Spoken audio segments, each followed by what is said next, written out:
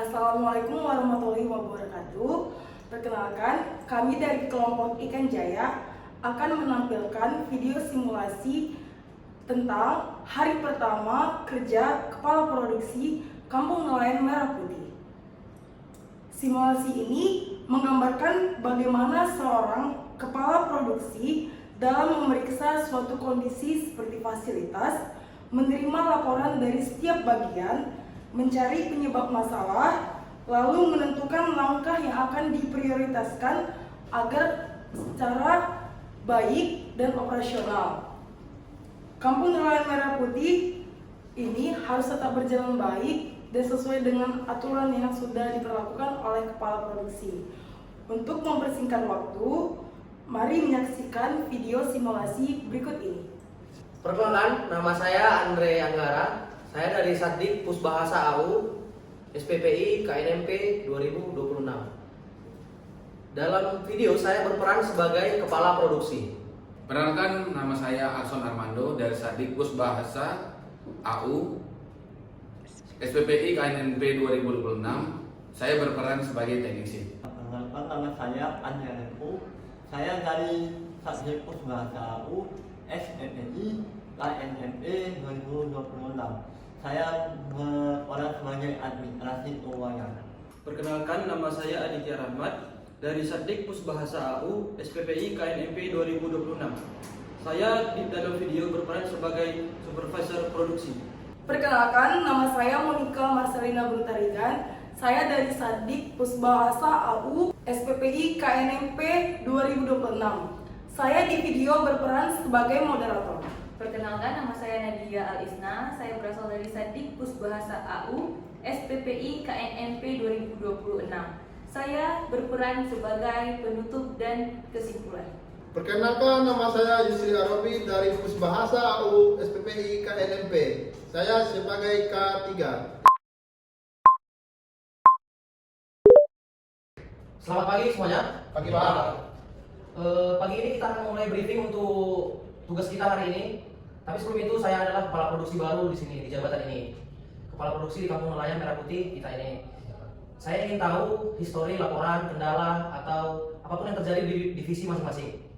Untuk sebagai perkenalan juga, karena kita baru kenal juga, saya ingin tahu jabatan bapak-bapak masing-masing, karena saya belum tahu, karena saya masih baru di sini. Tolong perkenalkan diri masing-masing dan juga apa kendala yang ada di divisi masing-masing. Mohon dilaporkan agar kita bahas bersama. Nanti akan kita pikirkan solusinya bersama-sama. Ya, dimulai dari Bapak sebagai apa? Sebagai perkenalkan, nama saya Aditya Rahmat. Saya sebagai supervisor di sini, Pak. Baik Pak, tadi pagi kami sudah melakukan pengecekan di beberapa lokasi. Temuan pertama, kapasitas cold storage sudah terisi sekitar 95%. Artinya, ruang penyimpanan hampir penuh. Kalau hari ini banyak kapal yang masuk membawa hasil tangkapan, kemungkinan kita akan kesulitan menampung ikan. Kemudian temuan kedua, forklift yang biasa digunakan untuk bongkar muat sedang rusak.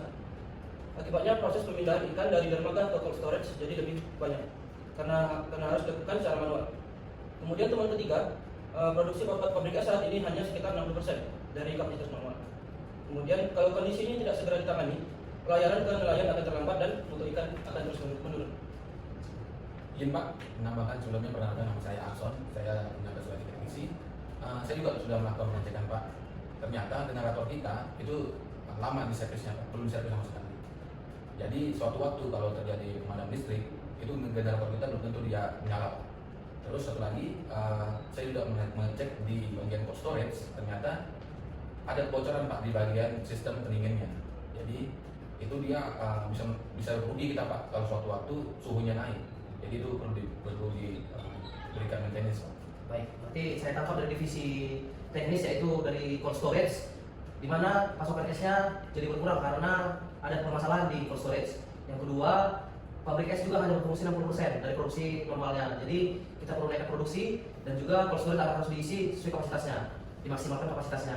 Dan juga mutu ikannya harus terjaga karena cold storage pendinginannya berkurang.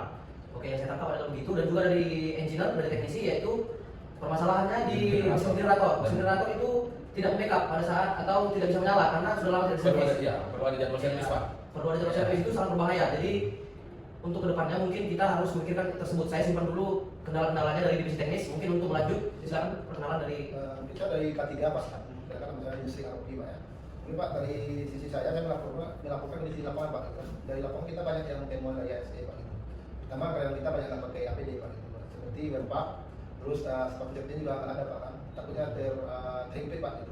Terus kita tadi jual diri Pak, sekitar ada benar tadi gitu kan. Itu mereka banyak panel listrik kan yang masih terbuka Pak. Gitu kan. Kalau bisa nanti dirapikan Pak. Untuk keselamatan kita juga bersama Pak. Itu aja Pak tambahan dari. Oke, terima kasih Pak dari HSE, dari Ya. K3 tadi ya Pak ya. Ya. Untuk selanjutnya, dan kendala dari K3 tadi itu banyak tenaga kerja yang tidak menggunakan APD. Iya. Itu satu poin bagi kita. Dan kedua, tadi itu lantai licin Ya, dan juga listrik, Pak. panel listrik banyak terbuka. Itu sangat berbahaya bagi tenaga kerja SDM di sini. Sepertinya kendala teknis di sini sangat kompleks ya, masih banyak masalah di sini ya. Saya sebagai kepala produksi sepertinya kita akan banyak tugas ke depannya ini ya. Itu Pak. Akan banyak tugas termasuk di K3 untuk diperketat lagi lah Yes, sir. untuk peraturannya agar lebih diperhatikan oleh semua peraturan semua karyawan dan juga semua nelayan-nelayan yang ada di sini. Dan juga selanjutnya Bapak dari administrasi keuangan mohon perkenalkan dirinya juga Pak. Saya kenapa kalau saya dari sisi administrasi. Jadi sini ada dua kendala. Yang pertama itu laporan produksi hari ini belum selesai sehingga ada tanda yang masuk. Setelah itu jumlah yang disimpan dan jumlah yang keluar belum bisa dipastikan Pak. Kemudian data inventaris generator juga tidak sesuai dengan posisi sebenarnya Pak. Setelah itu ada juga stok solar di SPBM hingga sekitar 18%. Kalau tidak segera ditangani, nelayan yang datang untuk mengisi BBM bisa kecewa Pak, karena stok tidak mencukupi oleh nelayan tersebut. Jadi bukan segitulah kesalahan di administrasi Pak. Oke, cukup dari Bapak? Oke.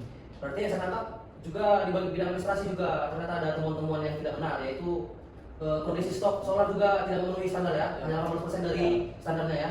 Mungkin itu sebagai PR kita juga ke depannya, dan juga ada temuan-temuan kesalahan laporan, kesalahan pengisian atau indikasi kecurangan dari pengisian laporan dari tenaga-tenaga kerja yang kita yang dari sini. Jadi mungkin jelas kita masih punya banyak PR di kampung nelayan kita ini. Untuk kedepannya dari setiap divisi lebih fokus lagi ke pekerjaan masing-masing ya, agar kita bisa menuju target yang kita tentukan. Jadi untuk sekarang mungkin untuk hari pertama saya di sini kita semua mari kita perbaiki kendala kita masing-masing, terutama yang fokus di bidang produksi yang apabila produksi sudah menurun itu sudah menjadi alarm bagi kita. Dan juga untuk Pak Administrasi Keuangan mohon laporannya ditinjau ulang lagi ke SDM yang di bawah untuk diperbaiki, dan juga kepada Pak Teknisi kita akan mengerjakan segala kendala tadi dengan safety dari arahan dari Pak K3 ya. Ya. Jadi mungkin untuk hari ini sekian dulu briefingnya. Mungkin kita memulai kerjaan ini dengan semangat, lebih semangat lagi. Siapa? Semangat kita. Selamat pagi. Pagi. Berdasarkan dari video sebelumnya, terjadi beberapa masalah yang akan saya urutkan sebagai berikut. Yang pertama, dari divisi keselamatan kerja, terdapat beberapa masalah, yaitu panel listrik yang terbuka, pekerja belum memakai APD lengkap, dan dermaga yang licin. Untuk yang kedua, dari divisi produksi, masalahnya terdiri dari cold storage yang hampir penuh, produksi es menurun, forklift rusak, serta kebocoran refrigeran. Untuk yang ketiga, dari divisi operasional dan administrasi terdapat masalah, yaitu generator yang belum diservis, stok solar yang hampir habis, belum adanya jadwal preventif maintenance, serta laporan produksi yang belum lengkap. Untuk prioritas utama, yang pertama yaitu mengamankan panel listrik dan memastikan semua pekerja memakai APD supaya tidak terjadi kecelakaan. Yang kedua, memperbaiki kebocoran dan memastikan suhu cold storage tetap terjaga. Yang ketiga, segera menservis generator cadangan supaya kalau listrik padam operasional tetap berjalan. Yang keempat, memperbaiki forklift agar proses bongkar muat kembali lancar. Yang kelima, menambah stok solar di SPBM agar pelayan kepada nelayan tetap terjaga. Kesimpulannya adalah membuat jadwal preventive maintenance untuk semua peralatan agar kerusakan seperti ini tidak terjadi selanjutnya. Semua laporan produksi dan data inventaris harus diperbaiki setiap harinya supaya pemimpin bisa mengambil keputusan berdasarkan data yang benar.